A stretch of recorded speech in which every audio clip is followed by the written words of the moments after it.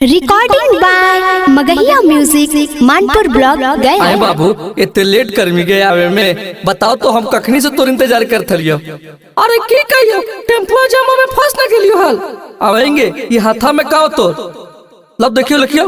हाय शादी के कार्ड के करेंगे हमारो बाबू। हाय बापा तू शादी कर दी गे और हमार की बेटे के हाय अरे हमार की बेटे के बताओ ना 10 साल से तोरा से प्यार कर दियो सोना सोना बाबू ने हमरा गुड मॉर्निंग के बोलते बाबू तू चल भी ससुरता नावा धरे लोगे छोड़ी शादी सेट होई गेलो तोर दिनावा धरे लोगे छोड़ी शादी सेट होई गेलो तोर छोड़ी के तू जय मी ससुरावा लभरावा कैसे रहतो तोर छोड़ी के तू जय मी ससुरावा लभरावा कैसे रहतो तोर एक ही संगे पढ़नी गे छोड़ी खेलहानी जौरे जौरे रोज एक ही संगे पढ़नी गे छोड़ी खेलहानी जौरे जौरे रोज छोड़ी के तू जय मी ससुरावा लभरा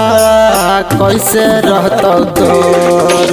छोड़ी के तू जय मी ससुरावा लभरावा कैसे रहतो तोर। हे बाबू बाबू रे हे बाबू बाबू बोल रे बोल बाबू ये सब झूठ हो बाबू बोल रे सुना अरे कैसे भी बतौना बिना रे के करह बतैया छौड़ी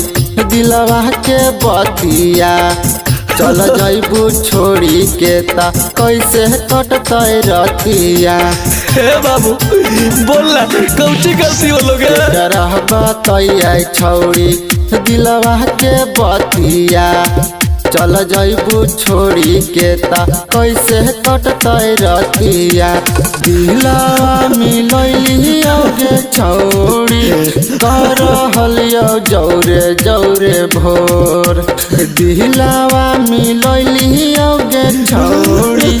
करहलियो जौरे जौरे भोर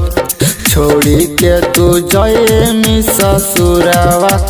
कैसे मजनुआ रहतो तोर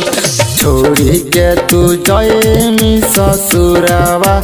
कैसे मजनुआ रहतो तोर। बाबू रे नाची पे बतौना बिना सोना